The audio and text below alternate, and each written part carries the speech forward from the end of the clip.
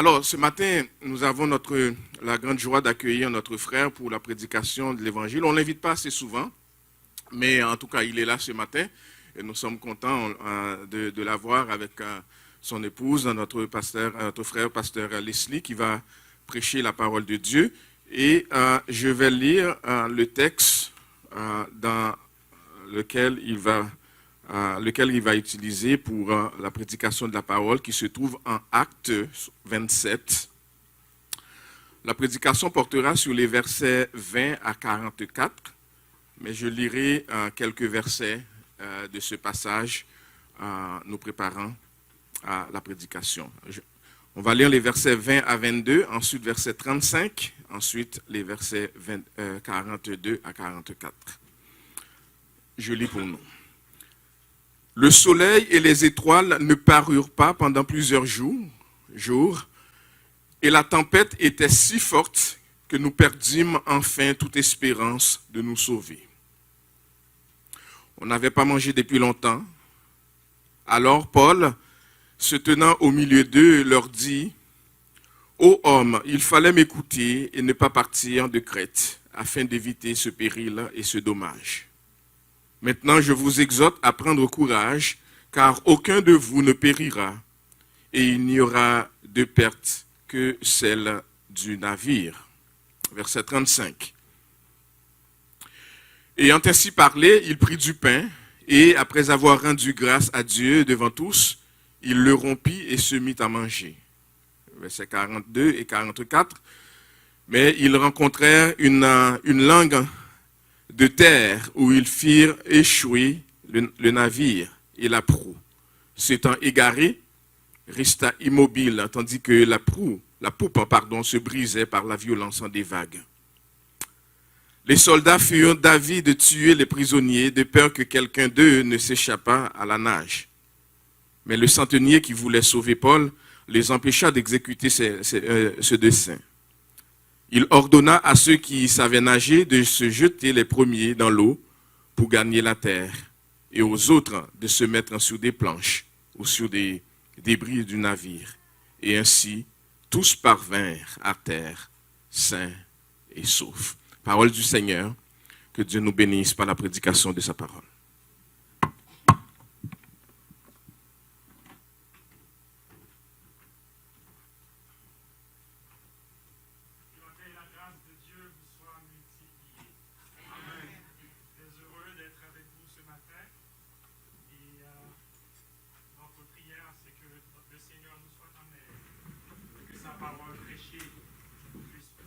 Tel est le titre du message.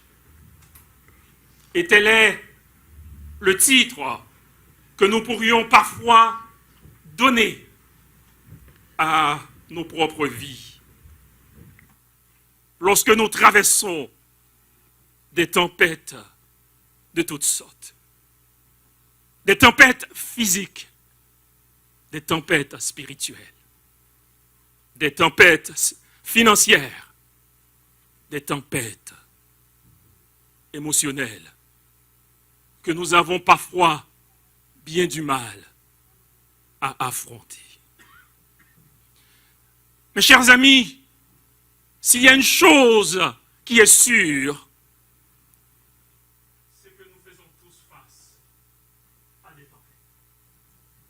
Et Jésus n'avait jamais promis qu'en tant que chrétien, nous serions exempts de tempête. Nous serions exempts d'affliction. Quelqu'un a dit, vous êtes soit dans une tempête en ce moment, soit vous sortez d'une tempête, ou soit vous êtes en train d'entrer dans une tempête.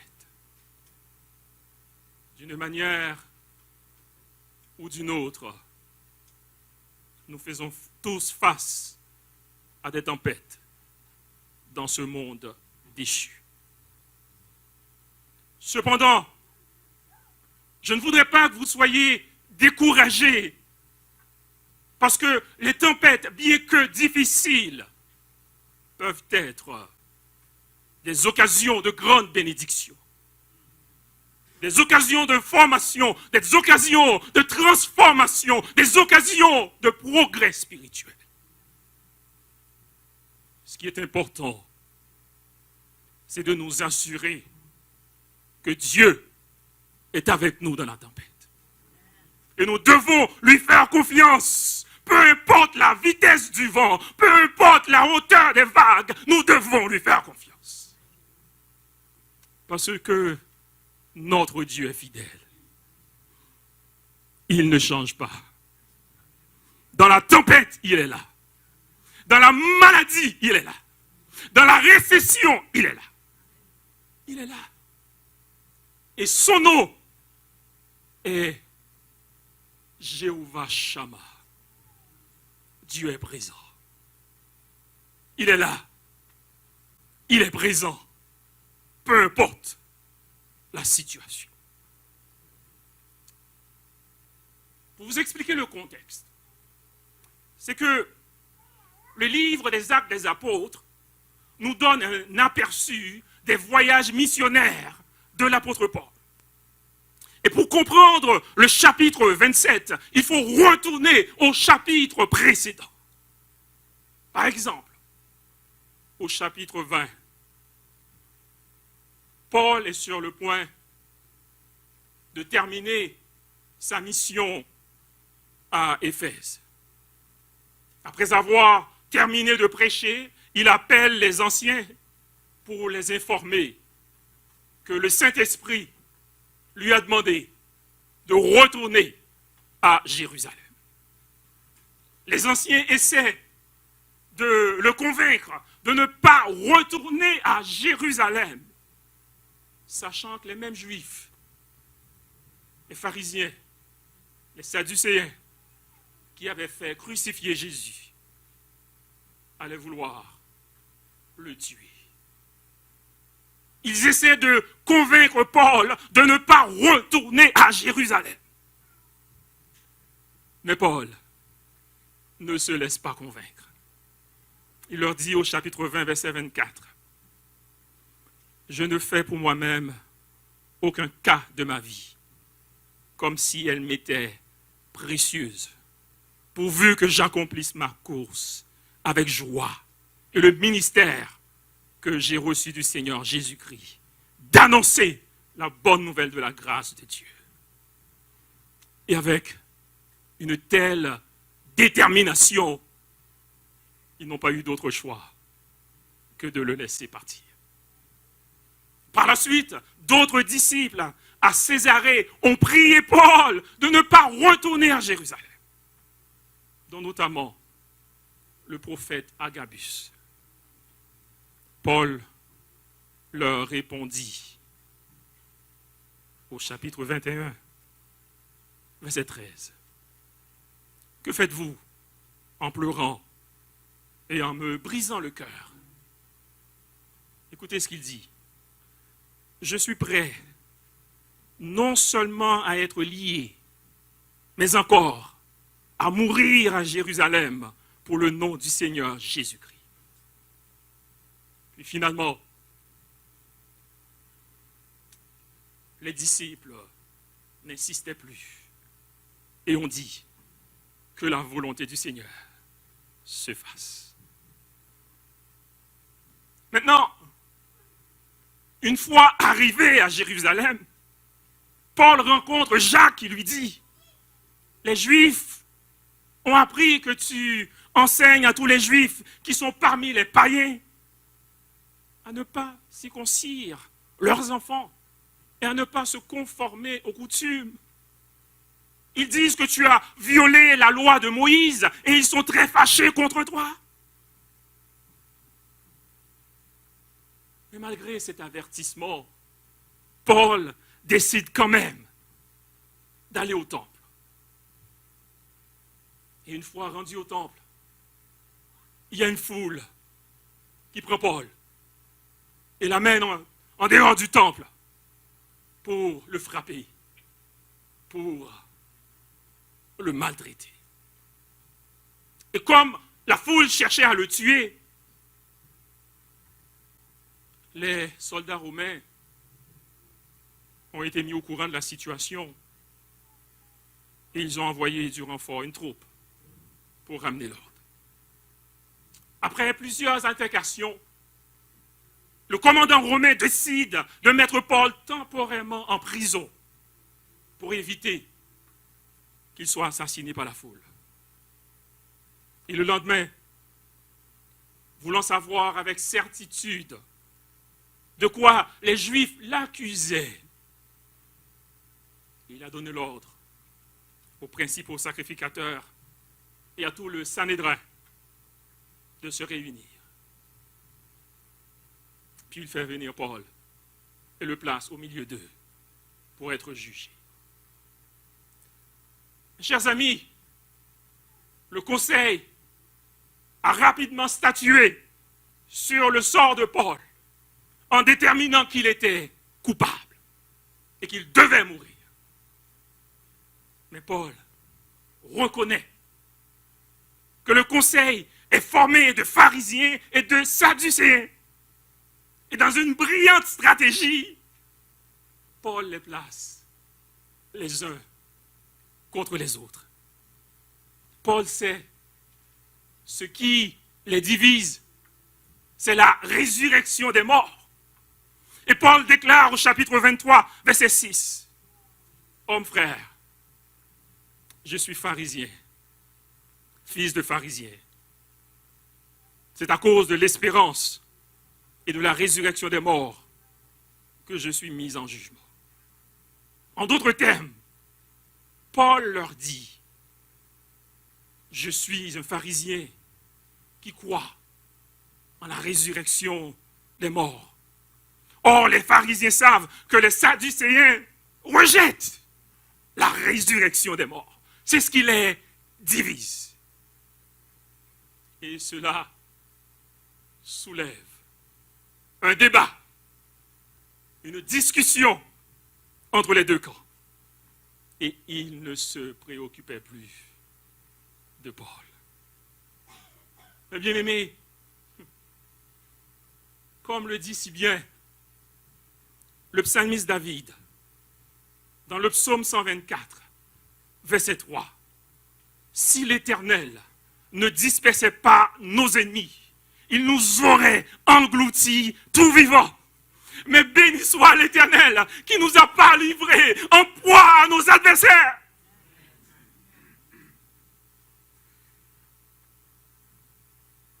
Parce que si l'Éternel n'était pas notre secours, notre âme serait bien vite dans la demeure du silence.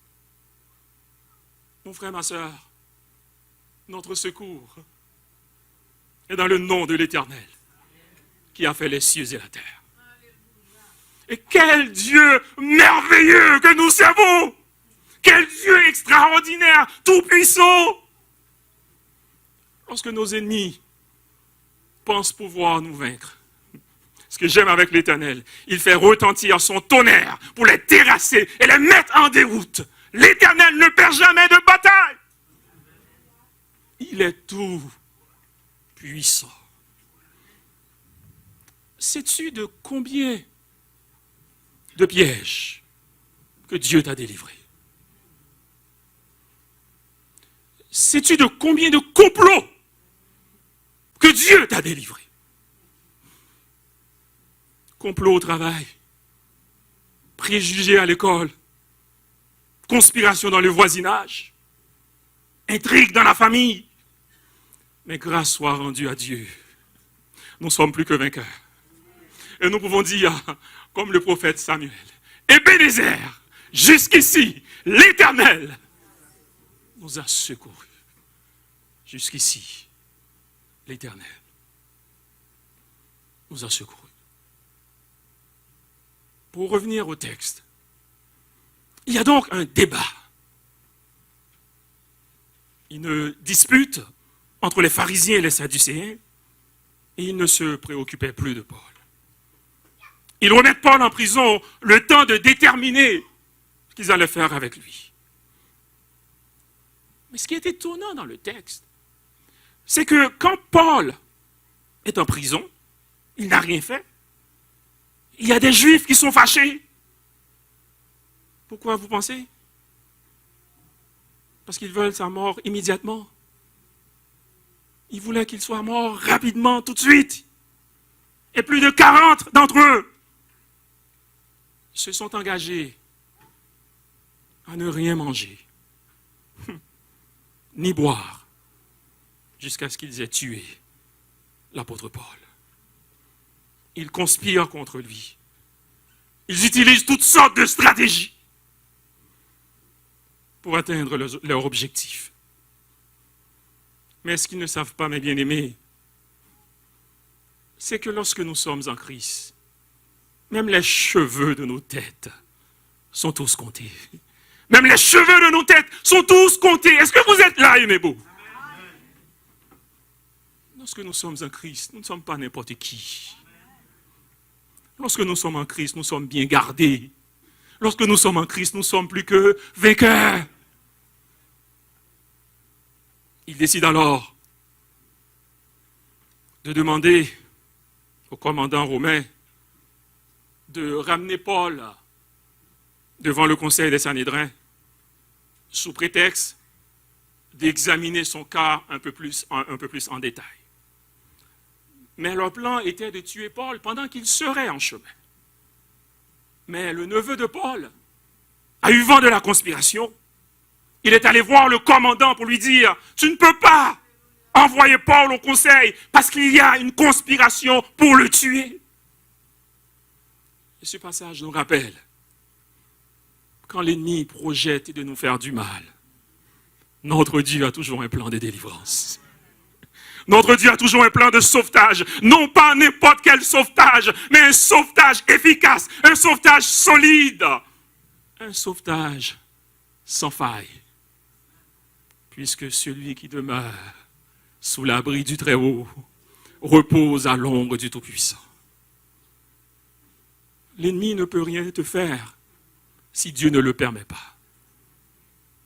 Calme-toi, relax. Comme dirait Pasteur Francky, calmos. Dieu est en contrôle. Maintenant,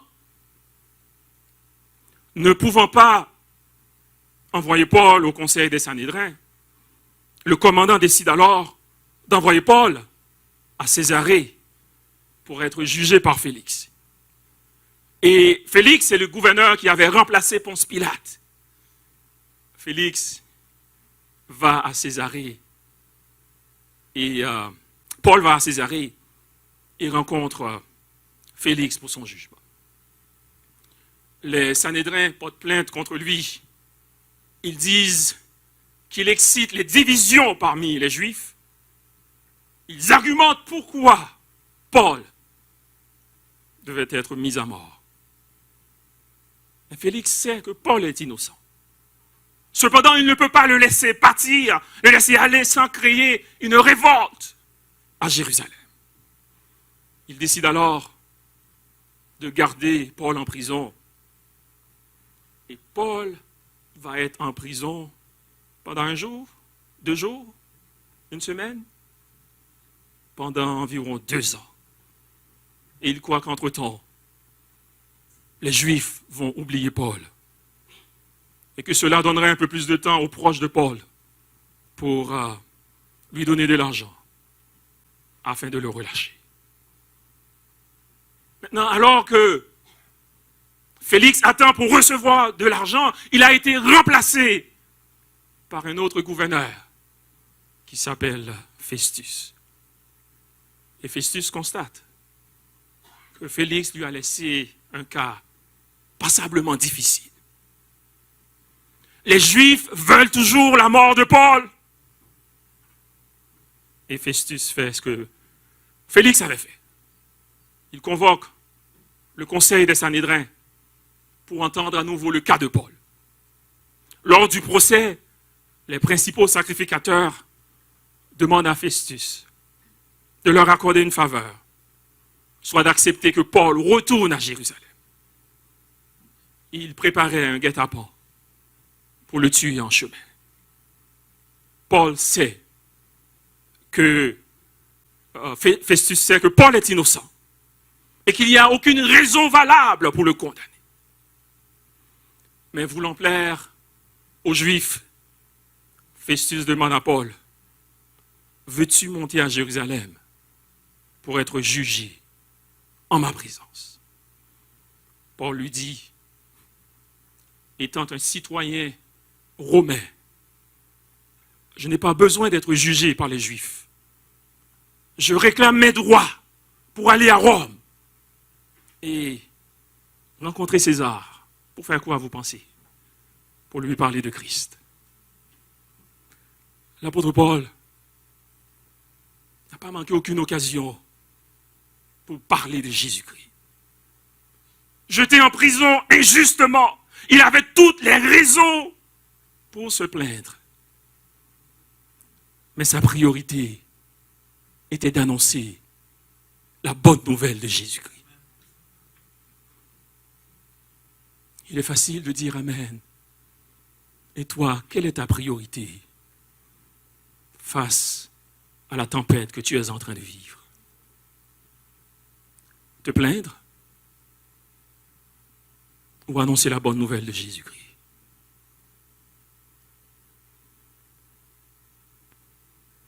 Au chapitre 27, Paul et d'autres prisonniers ont été remis à un centenier nommé Julius pour qu'il les amène à Rome. Paul embarque sur un cargo mixte chargé de blé et de 276 passagers. Le bateau a des problèmes dès le premier jour. Tempête après tempête. Vague après vague. Ce voyage est réellement caractérisé par la tempête. Parfois dans la vie, mes chers amis, nous avons l'impression que les problèmes arrivent tous en même temps. Un problème n'est pas encore terminé. Il y a déjà un autre qui se présente.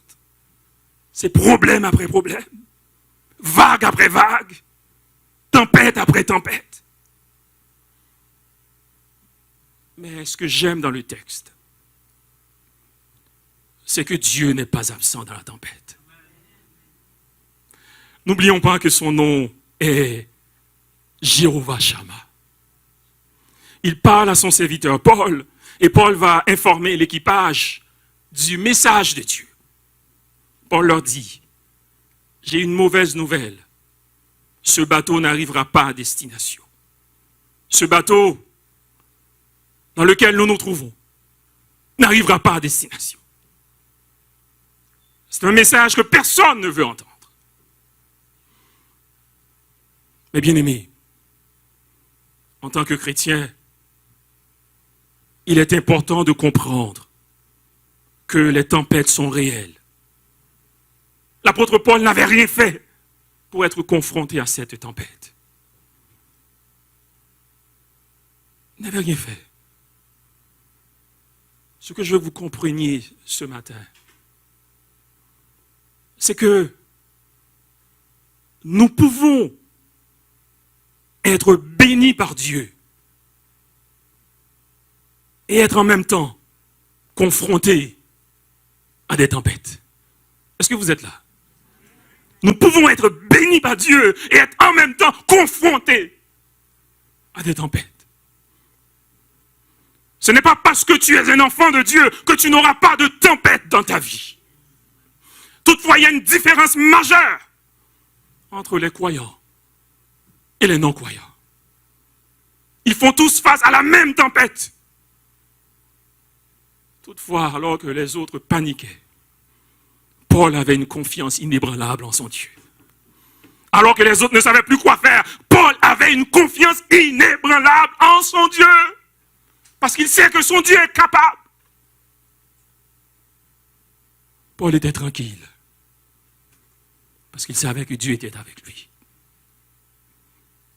Au verset 23 à 24, il s'est tenu debout au milieu d'eux et leur a dit, un ange du Dieu à qui j'appartiens m'est apparu cette nuit et m'a dit, Paul, ne crains point. Il faut que tu comparaisses devant l'empereur et Dieu, dans sa bonté, pour toi, t'accorde la vie de tous ceux qui naviguent avec toi. La tempête était réelle.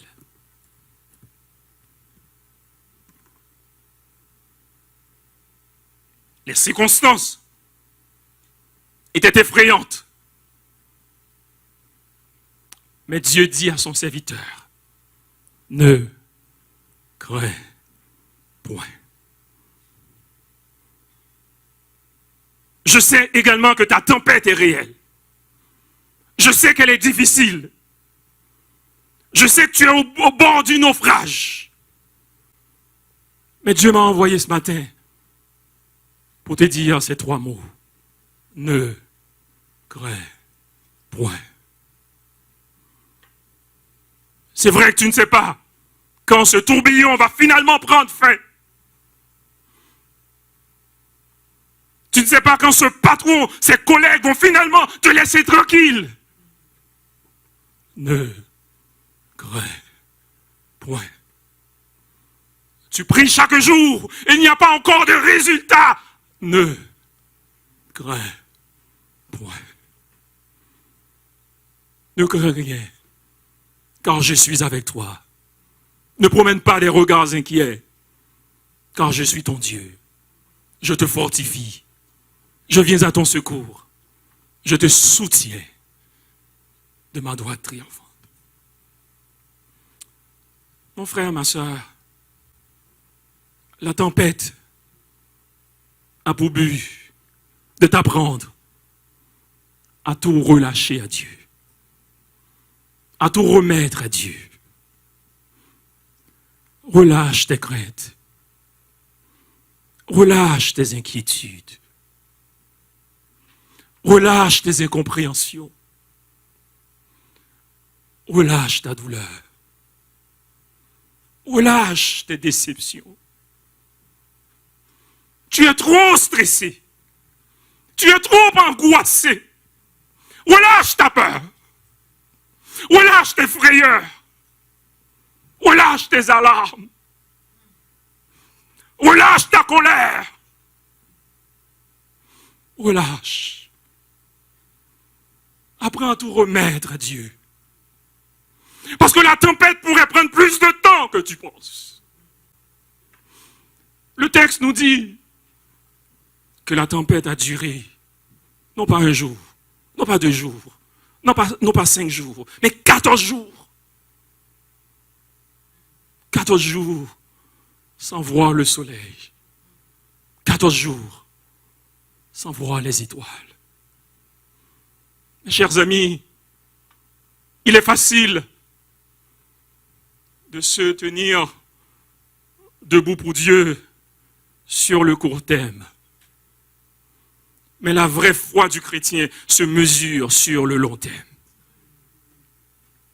Combien d'entre nous garderont encore la foi? Combien d'entre nous garderont encore le regard fixé vers Dieu alors que la tempête dure et dure encore des jours, des semaines, des mois, des années? Combien de gens qui ont abandonné la foi après la pandémie? Où sont-ils? Combien de gens qui ont abandonné après une épreuve, après une tempête? Il y a un auteur qui a dit, la foi ne signifie pas nécessairement qu'à chaque fois qu'une tempête arrive, nous invoquons le Seigneur et qu'il calmera la tempête.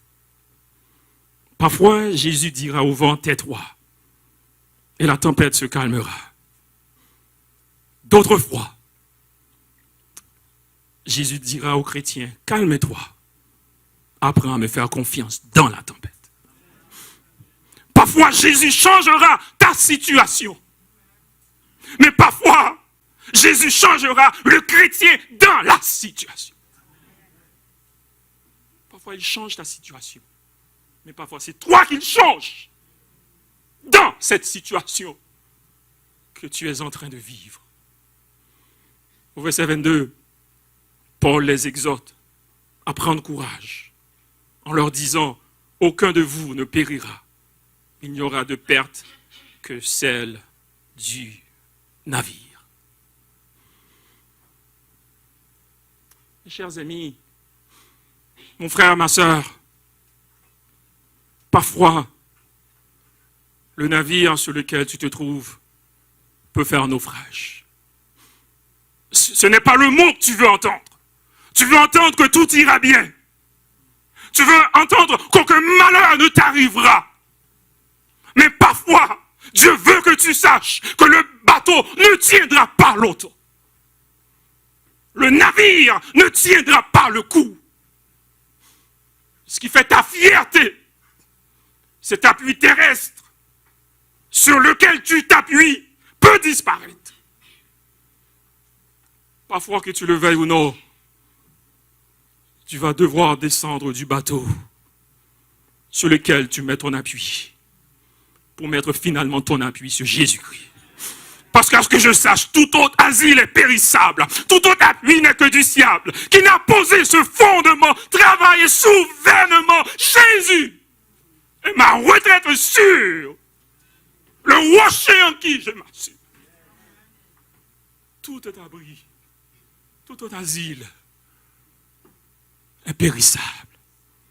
Tout autre appui n'est que du sable.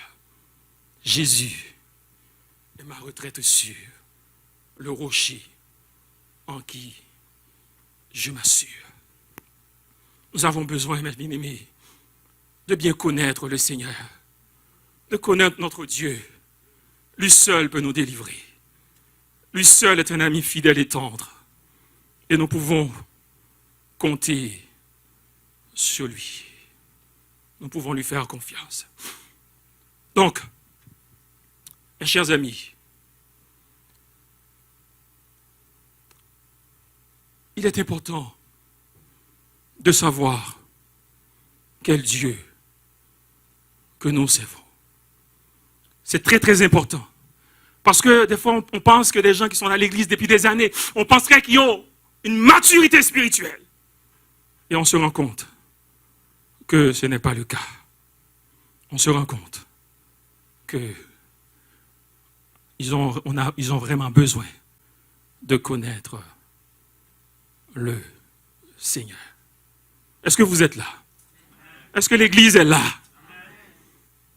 Nous devons avoir le regard fixé sur notre Dieu. Nous devons lui faire confiance.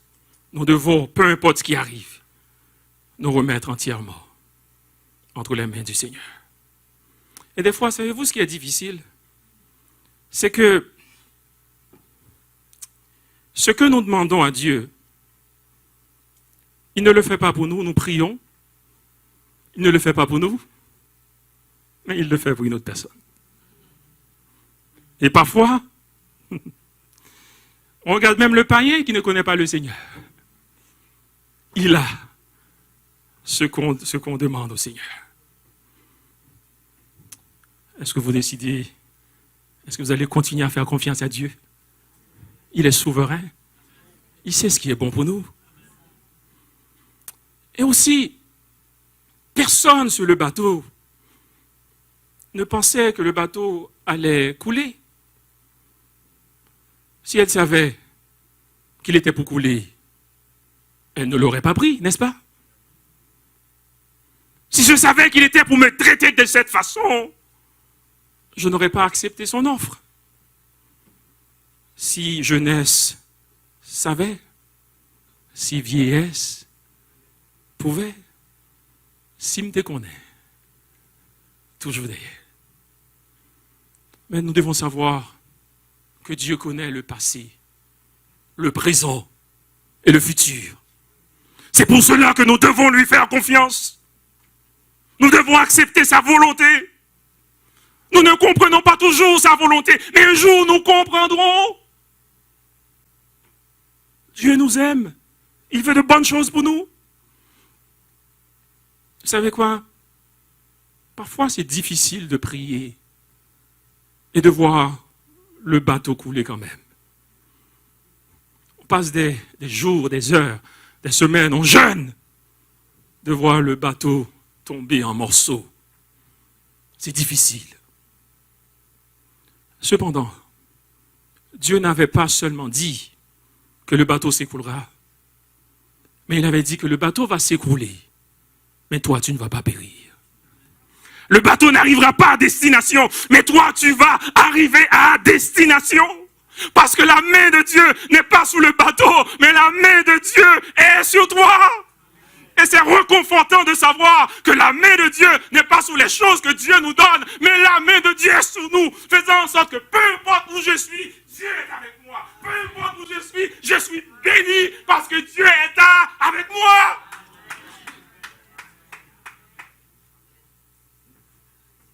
Arrêtons d'avoir peur et faisons confiance à Dieu.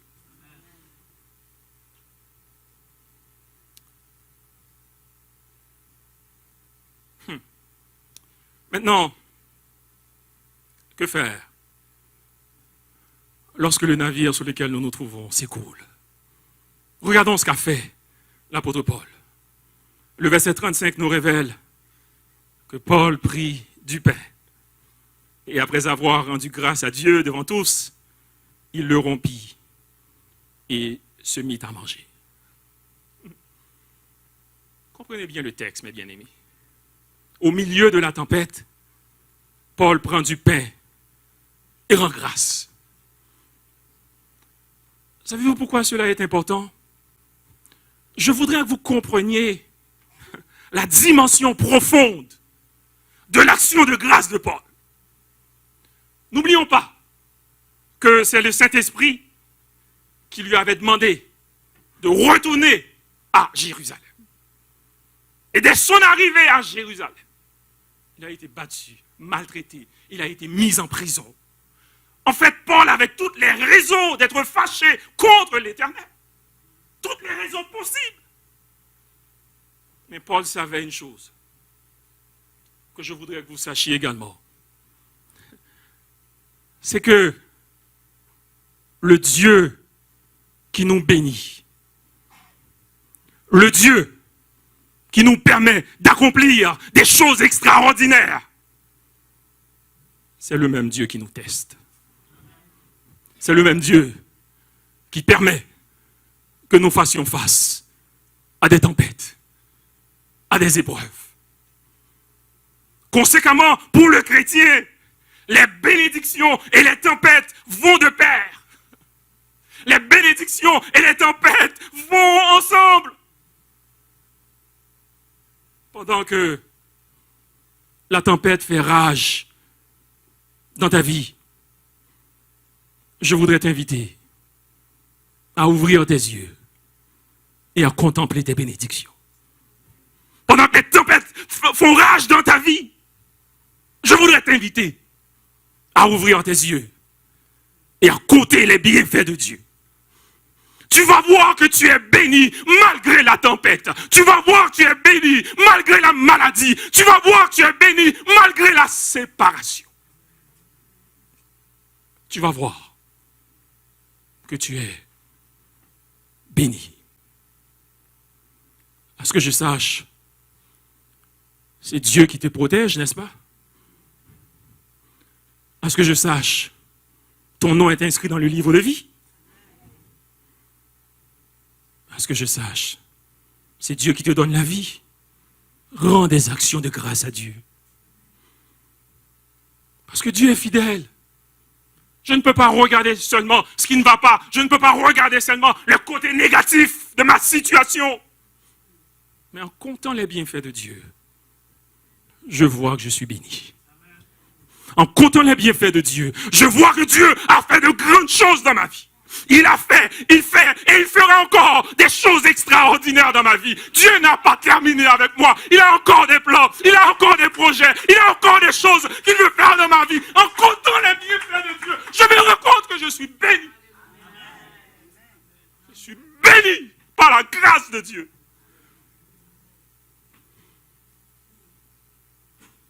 C'est pour cela que je ne dois pas laisser la tempête changer mes habitudes. Laisser la tempête changer mes comportements de vie de prière. Tempête ou non, je rends grâce à Dieu. Problème ou non, je rends grâce à Dieu. Le problème avec certains chrétiens, c'est qu'ils arrêtent de prier. Ils arrêtent de méditer la parole de Dieu. Ils arrêtent d'exercer leur ministère lorsqu'ils font face à des tempêtes. Mon frère, ma soeur, au milieu des épreuves, ce n'est pas le temps de changer tes habitudes spirituelles. Tu as besoin d'être consistant. Tu as besoin d'être cohérent. Tu as besoin de continuer à persévérer. Tu as besoin de continuer à chanter avec confiance, avec assurance, avec détermination jusqu'au bout. Je veux te suivre dans les beaux, les mauvais jours. À toi pour mourir et vivre. À toi Jésus, pour toujours. Sache que Dieu prendra soin de toi. Dans le chemin jusqu'à la fin. Il prendra soin de toi. Dans les jours de l'adversité, il prendra soin de toi. Lorsque pour toi tout est danger, Dieu prendra soin. Sois sans alarme. Sois sans frayeur. Dieu prendra soin de toi. N'arrête pas de prier. N'arrête pas d'adorer Dieu. N'arrête pas de témoigner. N'arrête pas de servir le Seigneur. N'arrête pas de lire ta Bible. N'arrête pas de rendre des actions de grâce à Dieu. N'arrête pas de donner ta dîme. N'arrête pas. Dieu prendra soin de toi. Vous savez quoi? Ça, c'est très important de le comprendre. Satan sait qu'il ne peut pas nous enlever. Il ne peut pas t'enlever la vie éternelle. Mais le désir de Satan, c'est de t'amener à vivre une vie misérable. Satan se réjouit lorsque tu es angoissé, lorsque tu es exaspéré, lorsque tu es ébranlé, lorsque tu es découragé. Satan devient victorieux quand la tempête change ton caractère, quand la tempête change ta personnalité, quand la tempête change ton enthousiasme, quand la tempête change ta joie. On te regarde et ce n'est plus la même personne. Tu es amer, tu ne vis plus, tu es rempli de colère, de haine. Tu as perdu la joie du salut, tu as perdu la joie de vivre. Et Satan prend plaisir quand tu mènes une vie pitoyable, déplorable, lamentable. Une vie d'une personne qui n'a pas d'espérance. Ma question pour toi ce matin, est-ce que ton Sauveur est vivant? J'ai l'impression qu'il est mort. Est-ce que ton Sauveur est encore vivant? La Bible dit que Paul rend grâce en présence de tout le monde. Paul, dans la tempête, rend des actions de grâce à Dieu. Le bateau s'écroule. Il rend des actions de grâce à Dieu. La tempête fait rage. Il rend des actions de grâce à Dieu. Parce que Paul avait pris la décision, peu importe la situation, qu'il rendait des actions de grâce à Dieu. Peu importe les circonstances, qu'il rend et qu'il rendait des actions de grâce à Dieu. Pour terminer, le bateau dans lequel il prenait place s'est fracassé et n'a pas pu les amener à destination.